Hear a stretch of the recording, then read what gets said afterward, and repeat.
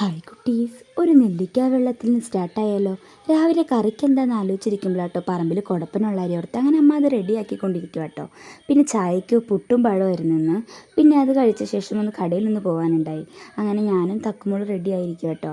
അങ്ങനെ തക്കുമോൾ ഉറക്കിയിട്ടാണ് ഞാൻ റെഡി ആവുന്നത്. അങ്ങനെ തക്കുമോളെ എടുത്തുകൊണ്ട് നമ്മൾ കിറ്റക്സ് അന്നയിലോട്ടാട്ടോ പോകുന്നത്. അങ്ങനെ ബസ്സായി കയറി അവിടെ എത്തി ബസ് സ്റ്റോപ്പിൽ അനിയത്തിനെയും കാത്തിരിക്കുകയാണ്. അന്നയിൽ കുറച്ച് തിരക്കും കാര്യങ്ങളൊക്കെ ഉണ്ടായി. പാത്രങ്ങൾക്കും ബെഡ്ഷീറ്റുകൾക്കും കുറച്ച് ഓഫർ ഉണ്ടെന്ന് പറഞ്ഞുകൊണ്ടാട്ടോ നമ്മളൊന്ന് പോയത്. അങ്ങനെ നമ്മൾ പോയിട്ടൊരു ബെഡ്ഷീറ്റ് മാത്രം എടുത്തിട്ടാട്ടോ പോകുന്നത്. അത് കഴിഞ്ഞ് വീടെത്തിയപ്പോൾ ഒരു 3:30-4 മണി സമയം. പിന്നെ തക്കുമോൾക്ക് ഫുഡും കൊടുത്ത് തക്കുമോളെയും കളിപ്പിച്ച് അവിടെ ഇരുന്നു. പിന്നെ കഞ്ഞി കുടിക്കുക കേട്ടോ. ക്യാരറ്റും ക്യാബേജും കൂടി തോരനും ചെമ്മീനച്ചാറും കൂട്ടി കഞ്ഞി കുടിക്കുക കേട്ടോ. കമ്പനിക്ക് നമ്മൾ തക്കുമോളെയും കൂടി ഇരുത്തി. ഒരു രസമല്ല ഇങ്ങനെ കൊച്ചിനെയും കൂടി ഇരുത്തി കഴിക്കാനായിട്ട്. അത് കഴിഞ്ഞ് അനിയത്തിയായിട്ട് റൂം ക്ലീൻ ആക്കുന്നത്. അവൾക്ക് ഫുൾ തിരക്കായിരുന്നു വന്നതിന് ശേഷം. പിന്നെ അത് കഴിഞ്ഞ് നമ്മൾ മുറ്റത്തോട്ട് ഇറങ്ങി ഒരു 5 മണിയൊക്കെ ആവാറായിപ്പോട്ടോ.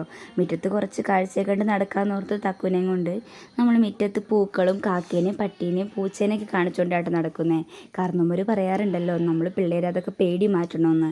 പിന്നെ പൂക്കളും ചവറ് തീറ്റ പുകയൊക്കെ കണ്ട് തക്കുമ്പോൾ ചിരിയും കളിയൊക്കെ ആയിരുന്നു കേട്ടോ. അങ്ങനെ നമ്മുടെ കൂട്ടിനായിട്ട് ചിറ്റയുടെ പൂച്ച, അതായത് എൻ്റെ അനിയത്തിയുടെ പൂച്ചേനെ ഉണ്ടായിട്ട് കൂടെ. ഞങ്ങൾ 4 പേരും കൂടിയാണ് ഇങ്ങനെ മുറ്റത്തിൽ കൂടെ നടന്നുകൊണ്ടിരുന്നത്. ഈ പൂച്ചേനെ കളിപ്പിച്ചിരുന്ന സമയം പോണത് അറിയില്ലെന്ന് പറയുന്നത് ശരിയായ കാര്യം കേട്ടോ. പിന്നെ നമ്മൾ ഈ വൈകുന്നേരത്തെ വൈബ് എന്ന് പറഞ്ഞാൽ പ്രത്യേക രസമാണ്. വൈകുന്നേരം ഒരു 4 മണി കഴിഞ്ഞതിനുള്ള സമയവും രാവിലെ 7 മണി മുതലുള്ള ഒരു 8 മണിയൊക്കെ വരെയുള്ള സമയവും നല്ല വൈബല്ലേ. അപ്പോൾ ഞങ്ങളുടെ day in my life video ഇത്രയേ ഉള്ളൂ കേട്ടോ.